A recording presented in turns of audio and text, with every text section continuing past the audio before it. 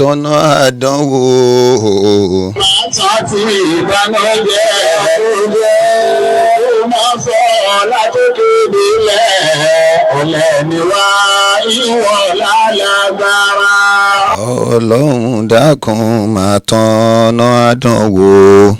Àti ọjọ́ tó bá tọ́ sí ìbànújẹ́ sí ìlú Ògbómọ̀ṣọ́ látòkè délẹ̀ ọ̀lẹ́ ni wá ìwọ lálágbára. Assalamu alaikum wa rahmatullahi wa barakatuh. Mo kí gbogbo ẹ̀yin tí Ọlọ́run bá kádàrá kẹ́ máa jẹ́ olóríire ẹ̀dá. Ọlọ́run ò ní ṣe gbogbo wa lólórí ibú. Rí ní àárọ̀ yìí mò ń sọ mo ní peace là ń fẹ́. Ṣé rí gbogbo ọ̀nà la fi ṣe investigation láti lè wá peace. So gbogbo investigation tá a bá ń ṣe lásìkò yìí láti lè fi wá peace ni. Àwọn nǹkan kan ó lu jáde tó bọ́ sí mi lọ́wọ́ ní àná. Léyìí tí ó jẹ́ ohun tí ó tàbùkù bá ìlú Ògbómọ̀ṣọ́ àti àwa ọmọ ìlú Ògbómọ̀ṣọ́ lápapọ̀. Ẹlòmíà máa ní ìwọ́jọ́ ọmọ ìlú Ògbómọ̀ṣọ́ ni. Ẹ rí ọ̀rọ̀ tó wà ńlẹ̀ yìí àjọ bẹ̀rẹ̀ ni, so a sì jọ parí ẹ̀ ni. Gbogbo ọ̀nà tálàáfíà máa fi jọba làwọn máa wà. Níjọ́ ní mo sọ mo ní ìkànnà àwọn arábìnrin wa tí wọ́n jẹ́ blogger nílùú Ògbómọ̀ṣọ́ wọ́n lè jáde nínú ààfin Iyalode ìlú Ògbómọ̀ṣọ́ wọ́n ní kàn lè jáde nítorí wípé ó sọ wípé ọmọ ilé Ayélára ní ìmọ̀ọ́mù Ògbómọ̀ṣọ́ pé ọ̀rẹ́ òun kan sọ fún un bẹ́ẹ̀ ni wọ́n ṣe lé arábìnrin náà jáde. So kọ́lọ́hún kó jọ kó ṣàánú wa. Ẹ rí i pé nígbà mo sọ̀rọ̀ yìí ẹlòmíì kíní kan ó fẹ́ ṣe pá ó fẹ́ ṣàwo. A ní kì í ṣe pé ìgbéjà yìí ló pọ̀ tó bẹ́ẹ̀ láàrin bàbá wa ọba Ghandi Afọlábí Ọmọgẹ̀gẹ̀ kábíyèsí àti bàbá wa ìmọ̀ọ́mù àgbà ilẹ̀ Ògbómọ̀ṣọ́ Sheikh Dr. Tolat Yunus Ayilara II Shehu. Ìjà yìí kọ́ a ní àwọn kan ni wọ́n ń bẹ ní abẹ́nú tí wọ́n ń da omi àlàáfíà láàmú. Màá fẹ́ ká ẹ jẹ́ kájọ farabalẹ̀ kájọ gbọ́ ọ̀rọ̀ yìí. Tá a bá wá gbọ́ ọ̀rọ̀ yìí tán yín wá ṣe àlàyé lẹ́kùnrẹ́rẹ́. Tẹ́ bá wo bàbá wa tí a fẹ́ gbọ́rọ̀ lẹ́nu wọn yìí náà ni bàbá wa Yekin Wọnúọlá. Ẹ jẹ́ á gbọ́ èyí tí wọ́n sọ yìí. Ẹ kálẹ́ gbogbo wa lórí platform tá a wáyé. Mo fẹ́ sọ àwọn ọ̀rọ̀ kan sí bíbá kí a sì di ọ̀rọ̀ náà mú. Ọ̀kọ̀ọ̀kan nínú ọ̀rọ̀ tí mo fẹ́ sọ ni ọ̀rọ̀ Credo Carnival wa. Ṣé ọ̀rọ̀ Credo Carnival n ti turn sí another thing. Mo lè fẹ́ challenge àwa kọ̀ọ̀kan tá a wà ń bí. Especially mo fẹ́ challenge secretary àti Iyalode wọ́n close gan according to my findings. Àmọ́ gbogbo nǹkan tí Iyalode ń sọ nípa mi ó yẹ kí ẹ máa ṣe clarification rẹ̀. Mi nǹkan ráyè Iyalode ni. Iyalode wọ ẹsẹ̀ ní tó lè bá mi jà nítorí pé mi ń parọ́ fún yàn. Mi ò dẹ̀ ń sí nínú ẹni tí ó sọ̀rọ̀ tí wọ́n ní bá bẹ́ẹ̀. Gbogbo regard tí mo ń fún Iyalode nítorí gbogbo àwa tá a wà ń bí báyìí kí wọ́n lè rí wa ní a good ambassador of the town. Mo dẹ̀ ń fún Iyalode ní regard Senator Fatai Buhari. Nǹkan méjèèjì tí mo ń wò nìyẹn. Kéèyàn ó wo irọ́ oríṣiríṣi kó dẹ̀ máa pa lórí ẹ̀mẹ́rin mọ́ mi. Mi tún wá sọ pé mo tẹ̀ wá sọ̀rọ̀ kan mo kàn tún sọ pé bọ́rọ̀ ṣe rí ni. Gbogbo àwọn táwa ní platform yìí sí a lọ mú aṣọ láàfin ni. A lọ mú aṣọ láàfin, wọ́n láàfin láti wá mú aṣọ o. Àfin láti wá mú aṣọ wa, a wá lọ sí níta, a wá low price ẹ̀. Ẹ̀sùn tí Iyalode gbé lọ sọ́dọ̀ kábíyèsí níjẹrin nìyẹn. But irú ọ̀rọ̀ yìí gbogbo àwa tá súnmọ́ Iyalode tó dẹ̀ ń bá wa sọ̀rọ̀. Báwa náà ṣe ń bá Iyalode sọ̀rọ̀, ó dàbí ni pé àwa la ń spoil Iyalode tó fi ń continue. Mi sorry láti sọ̀rọ̀ yìí o torí pé mo mọ̀ pé secretary àti Iyalode máa ń sọ̀rọ̀. and gbogbo nǹkan tọ́lọ́run bá fẹ́ ṣe fún yàn yóò ṣe fún yàn, tí ò bá ní ṣe fún yàn kò ní ṣe o. Èmi ò ń bẹ̀yàn láti gba tèmi, èmi ò sì ń bẹ̀yàn láti má gba tèmi. Àmọ́ relationship tó bá wà láàrin mi àti èèyàn, èmi ó sọ pé bí mo ṣe fẹ́ bá lágbájá ẹ̀ deal ni. Èmi rò pé secretary láti jọ tá ti jọ wà nínú platform yìí, èèyàn rò pé jọ́ kan wà rí tí wọ́n rí bad kíní kan tí mo ṣe tí mi ò tẹ̀ tọrọ apology. Lẹ́yìn àti Iyalode bá jọ sọ̀rọ̀ yìí, tẹ́ ẹ̀ wá sọ̀rọ̀, ń dùn mí gan o, ń dùn mí gan seriously. Tẹ́ ẹ̀ bá ti wá tí pa sọ pé YK ò sí nínú ẹni tí ó mọ̀ fẹjọ́ ẹ̀sùn kiri, nítorí pé ẹjọ́ tí Iyalode rò jáde ní first time tọ́wọ́ kọ́ fẹjọ́ mi sọ ẹnìkan ní Germany, òun ni pé ọ̀rọ̀ tí mo bá sọ nínú ẹgbẹ́ in the final, which is not true. Gbogbo yín lẹ́wọ̀n pé kò sí final. Ẹnìkan ò kì í jáwàdé, àjọ kú àjọjọ ni. Wọ́n ti wá ń dé stage tí Iyalode ń ba tara rẹ̀ jẹ́ tí èsì pé tèmi ló ń bàjẹ́. Ẹ wo how heavy it is láti sọ pé mo wá gba sọ lọ́wọ́ òun, mo wá lọ sí ìta, àwa ń ta fúnra wa ní lower price. Mo kábíyèsí, but àdúpẹ́ lọ́dọ̀ Ọlọ́run, kábíyèsí pè mí, adẹjọ́ sọ̀rọ̀ yìí. Lémi kan àwọn kan nínú ọ́fíìsì wọn lókè. Mo dẹ̀ explain nǹkan tó ṣẹlẹ̀ fún wọn, ní sí bó ṣe ṣẹlẹ̀ ni kí n gbàgbé ẹ̀. We should continue our own affair. So gbà tí èsì pé bóyá à ń ta sọ fún yẹn. But nǹkan tó ń dùn mí ni pé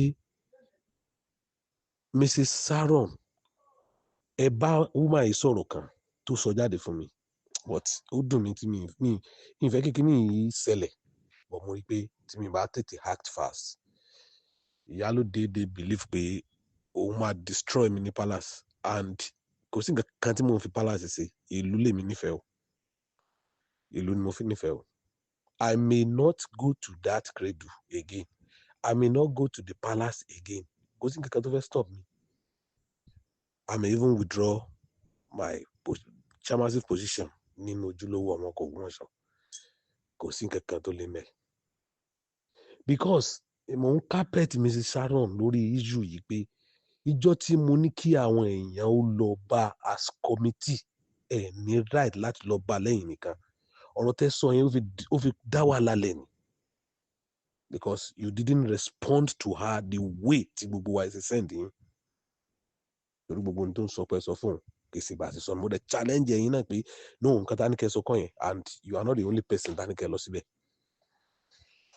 Èmi tí mo fi ń sọ̀rọ̀ yìí jáde ní like situation tí ó dàbí gbà pé àwọn rí chairman bí ṣe ń ṣe yìí kíní kan, àwọn ò like ẹ̀.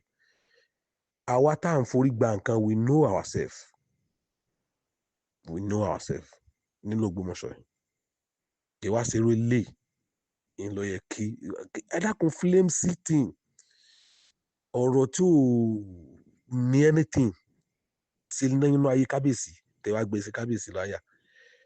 Kábíyèsí wá sọ yẹn tán, ó tún wá lọ lónìí, ibi tí mo wá nìyẹn tó jẹ́ kí n wá sórí platform yìí bá ti sọ̀rọ̀. Kábíyèsí báwo lọ̀rọ̀ tí mo bá yín sọ? Kábíyèsí gan fúnra ara wọn ò lè mọ mo ṣe mọ gbogbo nǹkan tó sọ.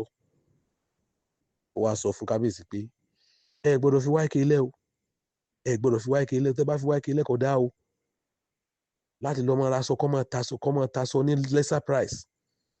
Aṣọ wo wá ni mo rà tí mò ń ta? Aṣọ wo wá ni mo rà tí mò ń ta? Gbogbo ọjọ́ tí ń fi allegation yìí kẹ́ mi bí ẹ̀rí ẹ̀mẹ́rin ẹ̀márùn-ún, kò sí kankan tí mo wá nu lé yìí o, mo ń defend ẹgbẹ́ papọ̀ ni. Àmọ́ tí mo bá rí i pé in the stage tí àwọn kan wà nínú ilé lọ́dọ̀ wa ń bí, táàjọ wà ní the same position lórí issue aṣọ yìí, báwo ni ṣe ní information wa lọ́wọ́ wà nìyẹn? Báwo ni ó ṣe máa sọ pé a lọ ra kí a lè gbé nǹkan sórí platform káwọn èèyàn rí kan gbé lọ bá, but nǹkan tí mo sọ ń bẹ̀ sọ yẹ kó change, sọ yẹ kó sì motive jáwọ́ ń bẹ̀. And the cause of the whole matter ó ní discussion Mrs. Sharon àti woman yẹn. Torí nǹkan tá ní kẹ́ lọ sọ fún ni pé àwọn èèyàn wá ti ra sọ o, ẹ wá lọ sọ pé èmi ń sọ pé kò sí nǹkan kan tó bá di next year á máa rà lọ́dọ̀ wọn. That is not the way tá a ṣe sọ. mo tún pè padà mo ní kí la lè ṣe sí àwọn tó ti ra sọ kí la fẹ́ ṣe tó bá ní solution tá a máa ṣe sí. Ẹlẹ́ẹ̀kejì the price táwa ara sọ tiwa àti price tó ń ta sọ séyìn la máa tẹrí sí. Price tá à ń ta sọ ní ẹ wo iye èèyàn tó ti rà èmi fúnra mi ò tí ì rówó rà. Price tá à ń ta sọ tiwa bó ṣe kéré tó mi ti rà mo kàn so interest pé ẹ forúkọ mi sí máa rà ni. Sí ká wá kó nira báwọn ọmọ ẹgbẹ́ wa ló dáa ni àbí ká kó ìdẹ̀ra bá wọn. Ẹ jẹ́ ká jọ rò náà no matter how nǹkan tó bá fẹ́ ṣẹlẹ̀ nínú palace. Tí mo bá bọ́ sórí Facebook fún Iyalode kò sí nǹkan kan tó lè ṣe fún mi. Tó bá dẹ̀ sa ẹni oògùn kankan àbí tó bá wà nínú ẹgbẹ́ kankan lórí tèmi honestly speaking àwọn ọmọ rẹ̀ ní òforíkò àwọn ọmọ tó bí ní òforíkò. Ṣé nǹkan tó ń bẹnu palace tó ń dánwò kò sí kan tí mi ò mọ̀ náà. We have painters, we have gbogbo nǹkan táwọn ọmọ tó bínú handle náà. Kí ni problem ẹ̀ nínú ìlú? Kí ni problem ẹ̀ nínú ìlú? Tí n bá ṣetán láti bàjà, tí n bá ṣetán láti bá Iyalode jà, kò lè escape ẹ o. Wallahi kò lè escape ẹ. Kò ní lè rìn ta. Ẹ bá mi sọ fún ẹni tó bá mọ̀ kó lọ bá mi bá. Gbogbo wa we kept silent láti jọ́ tọ́rọ̀ ti ṣẹlẹ̀ ẹ̀dẹ̀ sọ̀rọ̀ sí. Ibo ni mo ti lọ sásọ tí mo wá ń tà ní lesser price tó fi lọ sọ fún kábíyèsí pé mo sásọ mo ń tà ní lesser price. Ó sọ lálàkọ̀kọ́ fẹ́ nìkan, ó sọ lẹ́lẹ̀kejì, ó sọ lẹ́lẹ̀kẹta, ó sọ lẹ́lẹ̀kẹrin, ó sọ lẹ́lẹ̀karùn-ún fún kábíyèsí. Kábíyèsí wá pè mí, mo tún wá explain fún kábíyèsí tán kábíyèsí ní I have believe in you. O lè parọ́. Ó tún wá lọ lónìí ní wọ́n á tún sọ fún wọn wípé ẹ gbọ́dọ̀ fi wá ìkélé o. Ṣé mo yàn lálẹ́ mo sọ pé mi ò ṣe mọ́ ni àbí kí ni problem tí mo ní pẹ̀lú ẹ̀? Àwa tá a wà ní ìgbìmọ̀ yìí mo wá sọ̀rọ̀ yìí fún yín kẹ́yìn náà lọ take a step tó bá wù yín tó bá jẹ́ pé truly intentionally ni mi ń fẹ́ sọ̀rọ̀ wallahi ta'ala. Mo máa ń bínú gan o, mo máa ń bínú gan ní dẹ́n wojú yẹn but reputation ẹgbẹ́ yìí ó jà jù ló jẹ́ kí n dákẹ́ àti reputation Senator Fatai Buhari.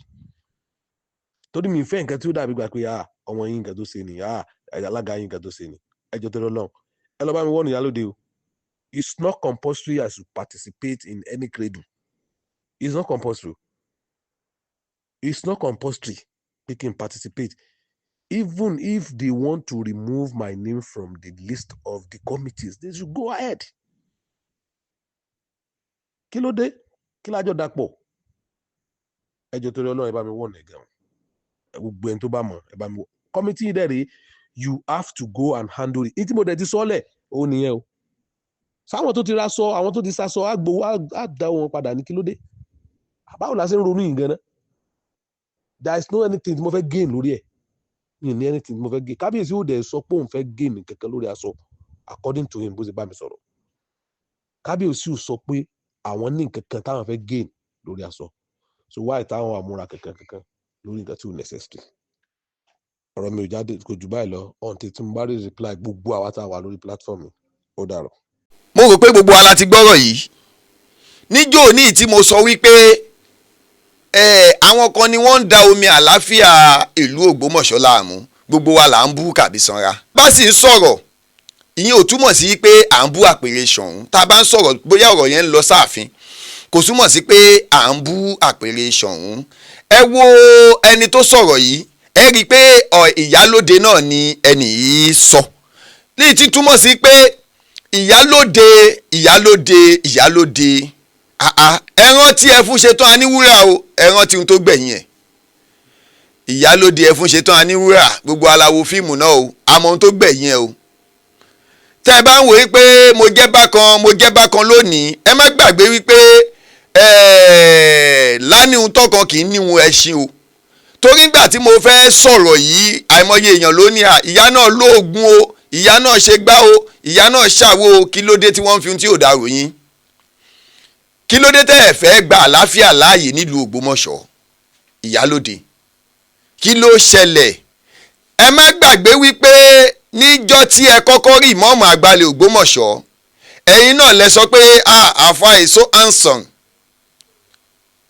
tẹ́ ẹ bá rántí èyìnbó yín gbà náà so handsome bẹ́ẹ̀ ti sọnù kódà ẹ tún sọ pé civil defence ni ó máa lágbára dáadáa láti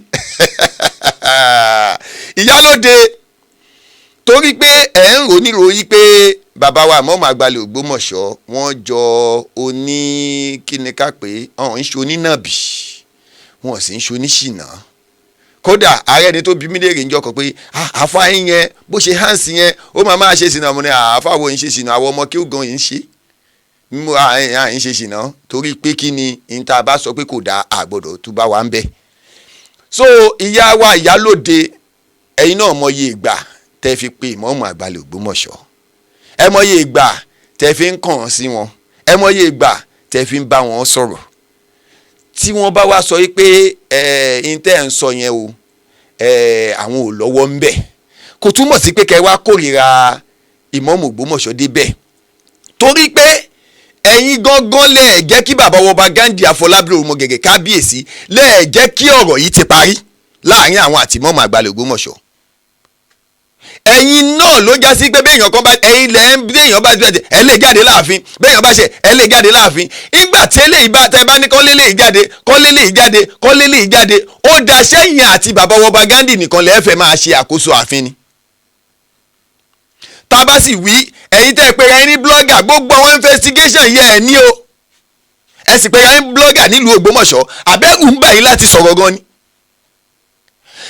téèyàn bá jẹ́ olórí ìyí tí wọ́n ń pè lólórí ni pé kẹ́ ẹ ṣe dáadáa olórí ni Ìyálóde ní ọ̀dọ̀ àwọn obìnrin nígbà tí àwọn obìnrin bá ti ń rírú nǹkan báyìí lára yín Ìyálóde kí lẹ̀ ń kọ́ wọn ọmọ kí lẹ̀ ń fẹ́ kọ́ àwọn obìnrin kí lẹ̀ fẹ́ kọ́ ìyàwó ilé kí lẹ̀ fẹ́ kọ́ àwọn ọmọ kéékèèké tí wọ́n ṣẹ̀ ń dàgbà lóbìnrin ẹ sì pé ráyé ní Ìyálóde ìlú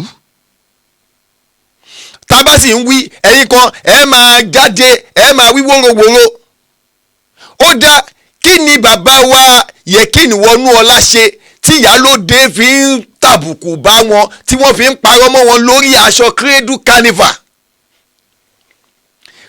Carnival tẹ́ ẹ̀ tí ì ṣe ẹ wòye wàhálà tí Ìyálóde ti dálẹ̀ lórí ọ̀rọ̀ yìí ẹ̀yin kan náà lẹ́ni kí wọ́n lé èèyàn kan jáde nítorí pé ó hèlì mọ́m ẹni kò lẹ́tọ̀ọ́ àti hèlì mọ́m toró sọ pé mọ́mù Ògbómọ̀ṣọ́ ọmọ inú ilé Ayélára ni wọ́n ẹ̀ torí ẹ̀ ní kan gbé jáde ẹ̀yin kan náà ẹ tún gbọ́ ohun tí bàbá wa Yẹkínì tún sọ yìí wọ́n ní ó ṣeéṣe kọ́ àwọn Cradle Carnival yẹn àwọn ò ní wá. ẹ lọ bá mi wọ́n ní Ìyálóde o it's not compulsory as you participate in any cradle it's not compulsory. àwọn òsì tún ní dé ààfin mọ́ pé kò sí ohun tó wà fẹ́ wá mú láàfin ẹ wo àwọn èèyàn tẹ́ ti lé lára bàbá ọba Ghandi Afọlábí Òrùmọgẹ̀gẹ̀ kábíyèsí nítorí selfish interest tí nìkan. Ìyálóde tìlú bá tòrò ọwọ́ yín ni tó bá sì bàjẹ́ ọwọ́ yín lóòótọ́ àgbà wípé lónìí bàbá ọba Ghandi wọ́n ń gbọ́ ọ̀rọ̀ sí yín lẹ́nu ó máa dọ̀la bàbá ọba Ghandi ò ní gbọ́rọ̀ sí yín lẹ́nu mọ́ ẹ wá padà dá lábùkù ńgbà náà torí pé gbogbo ayé yóò padà wá rí wípé ẹ̀yin lẹ fẹ́ máa pàṣẹ fún bàbá ọba Ghandi Afọlábí Òrùmọgẹ̀gẹ̀ kábíyèsí bàbá sì nífẹ̀ẹ́ yín tó máa wá nífẹ̀ẹ́ yín kò túbọ̀ sí pé kẹ́ ẹ wá máa wá lé àwọn èèyàn lára wọn náà àwọn tó lè ṣèlú àwọn tó lè mú ìlú dúró àwọn tó lè jẹ́ kí ìlú ó ní lọ síwájú bí àwọn bàbá wa Èjìdé sẹ́nitọ́ Adéṣeun gbogbo àwọn èèyàn ńláńlá bàbá wa Yẹkínì Wọnúọlá yìí pàtàkì ni wọ́n nílùú Ògbómọ̀ṣọ́ ẹ̀dẹ̀ ń lé wọn lára bàbá wa ọba Ghandi Afọlábí Òrùmọgẹ̀gẹ̀ kábíyèsí nítorí kíni gan. bẹ́ẹ̀ bá róbìnrin tí ó já sí pé ó wọnú ààfin wá bóyá ó láyálà ó fẹ́ wá ṣe nǹkan kan ni ó lè fẹ́ wá dìlífà nǹkan kan ẹ sì máa lé wọn lára bàbá wa ọba Ghandi nífẹ̀ẹ́ kárí ìlú ṣe. Ìyálóde ẹran tí ẹ fún ṣetán aníwúrà o ẹ sì má gbàgbé wípé Madam Rason Kuti dáadáa tó ṣe ló jẹ́ kí wọ́n ní street o ẹ̀yin náà ń kọ̀tàn lọ́wọ́ ni o Ìyálóde fi pé ẹ lóògùn pé kò sí ẹ̀rù ń ba gbogbo èèyàn kò sí ohun tẹ́ ẹ lè ṣe fún yàn o wọ́n fi ń ròyìn yín wọ́n fi ìbẹ̀rù bójó ròyìn yín kí ló dé ẹ̀dẹ̀ fi bàbá ọba Ghandi lọ́rùn sílẹ̀ ẹ̀yẹ́ lé àwọn èèyàn lára wọn náà ẹ̀yẹ́ lé àwọn èèyàn lára wọn ẹ̀yin lẹ̀ ń jẹ́ kí àwọn èèyàn kan máa rí bàbá ọba Ghandi bí ẹni wípé wọn ò da bàbá wa Gandhi sì ń wo pé ẹ̀yin ti pẹ́ nínú ìlú ẹ mọ̀ ṣe sí àwọn èèyàn nínú ìlú ní bàbá wa Gandhi ṣe ń gbà sí lẹ́nu, kò ń ṣe pé bóyá bẹ́ẹ̀ náà lẹ special tó níwájú wọn. tá a bá sì sọ ẹlòmíì á máa wí wórówóró, àwọn táwa tí ibi táwa ń tafà sí láti jọ́njọ́ yìí nìyẹn tẹ́yìn fi ń rò pé bàbá wa Gandhi là ń bú. tá a bá fẹ́ ìlọsíwájú nínú ìlú yìí, Ìyálóde ó dọwọ́ wọn, ẹ sọ fún wọn, gbogbo ẹ̀yin blọ́gà ẹ̀yin náà ẹ jáde. sọ̀rọ̀ tí bàbá wa Yẹkínì Wọnúọlá sọ yìí, ṣó yẹ kí Ìyálóde máa hùwà bẹ́ẹ̀? Credu Carnival tó kù bí ìjọ́ mélòó kan yìí, ẹ sì ń dàrú láàrin ara yín, ẹ sì ń parọ́, ẹ sì ń fẹ́ máa fi torí wípé ìfẹ́nú tiyín, nítorí selfish interest tiyín, nítorí kí bàbá wa Gandhi lè rò pọ́n ẹ nífẹ̀ẹ́ wọn, ẹ sì ń torí ẹ sì fi ń fẹ́ máa pín ìlú sí méjì. Ìyálóde ẹ ṣe sùúrù o, ẹ ṣe sùúrù o, ẹ ṣe sùúrù o. tí gbòó ń ṣe gbogbo èèyàn lẹ lè pàṣẹ fún o, kì í sì ṣe gbogbo èèyàn lẹ máa sọ wípé lágbájá ìkò tó bá mi sọ̀rọ̀, àwa tó bá yín sọ̀rọ̀ o, àwa tó bá yín sọ̀rọ̀ o. ẹ lọ ṣèwé agbẹjẹmọ́wọ́, ẹ fi bàbá wa Gandhi lọ́rùn sílẹ̀ kẹ́ ẹ jẹ́ kó ṣèlú. ẹni tó bàbá wa Gandhi bá fẹ́ gbẹ̀bẹ̀ ẹ jẹ́ wọ́n gbẹ̀bẹ̀, ẹ yé máa lé àwọn èèyàn lára bàbá wa Gandhi mọ́, kí ló dé? ẹ̀yin kọ́ ló lórí wọn náà, àbí sẹ́yìn ló lórí wọn ni? olórí ló ní ẹ̀tọ́ láti bá a sọ fún bàbá ẹ jẹ́ a ṣe báyìí, ẹ jẹ́ a ṣe báyìí. ẹ̀yin kọ́ ló lórí wọn náà, ẹ sì ń lé àwọn èèyàn lára wọn, kí ló dé? tí bàbá yìí tó bá já sí pé lóòótọ́ Amẹ́ríkà náà gbé títí tó wá wò yín níwò pé èyí pẹ́ ńlé, ẹ̀yin ò túbọ̀ sí pé kẹ́ wá máa misuse the opportunity tí wọ́n fún yín náà. so kọ́lọ́n kó jọ kó ṣàánú wa, kọ́lọ́n kó dúró tì wá kó wà pẹ̀lú. Gandhi Afọlábí Orúmọgẹ̀gẹ̀ kábíyèsí n kò ní ṣàlàáfíà yín, ẹ jọ̀ọ́ ní èmi ṣe máa ń bẹ̀ bóyá kẹ́ ẹ wá ẹlòmíì ní special adviser. Ìyálóde ò sínú special adviser tẹ́lẹ̀ gbà o, wọ́n ń lé àwọn èèyàn lára yín ni o, àwọn ni wọn ò jẹ́ kí bàbá wa Gandhi àti mọ́ọ̀mù kí wọ́n ti parí ìjà wọn látijọ́ yìí.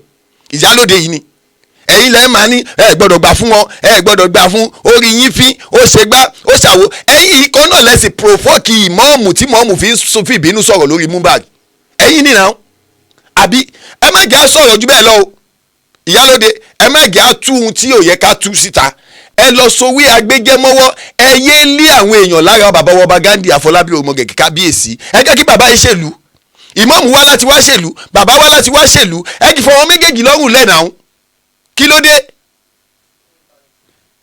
Ọlọ́run kó jọ kó má ṣàlàyé ṣàánú ẹnì kọ̀ọ̀kan wa. aṣọ eléyìí àtúnṣọ o ẹ̀yin blọ́gà ìlú Ògbómọ̀ṣọ́, ẹ̀yin náà ẹ jáde sọ lórí ọ̀rọ̀ yìí, ẹ̀yin náà ẹ jáde ẹ sọ̀rọ̀, ẹ má jẹ́ kí wọ́n kó máa da bàbá wa Gandhi ríboríbo. ẹ̀yin náà ẹ jáde ẹ sọ̀rọ̀. lóòótọ́ wọn ò lè pàṣẹ fún bàbá wa Gandhi lóòótọ́, àmọ́ ẹ mọ̀ pé gbà míì èèyàn á máa nífẹ̀ẹ́ èèyàn débi pé tó bá sọ̀rọ̀ èèyàn á rò pé ẹnìyẹn máa rò pé òótọ́ ló sọ, kò sí sóòótọ́ ń bẹ̀. Ìyálóde ẹ ṣe sùúrù o, ẹ ti dàgbà náà, kílẹ̀ dẹ̀ tún ṣe kílẹ̀ tún wánu bẹ́ẹ̀dì lórí bẹ́ẹ̀dì tó bẹ̀ ẹ ti dàgbà. kí ló dé níta ẹ ṣe láti kékeré títí tẹ fi wá débi ẹ dé yìí, ẹ ti fi bímọ, ẹ ti fi gbègbè, kí ló dẹ̀ tún kù? ẹ ṣe sùúrù, ṣe ti gbọ́, ẹ jẹ́ kọ́ wọn. ẹ̀yin màmá ẹsẹ̀ ń pẹ́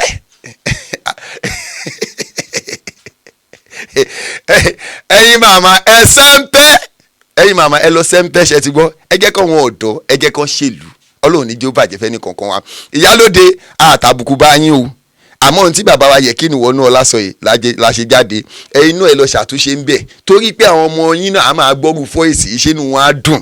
Ọlọ́run ní jẹ́ ó bàjẹ́ fẹ́ ní kankan wa. bàbá wa àbọ̀ wa Àgbàlẹ̀ Ògbómọ̀ṣọ́ very handsome, bó tún ṣe jẹ́ civil defence yẹn ó máa mèrè ṣe dáadáa. Ìyálóde Ọlọ́run ní jẹ́ ó bàjẹ́ fẹ́ ní kankan wa. Assalamu alaikum.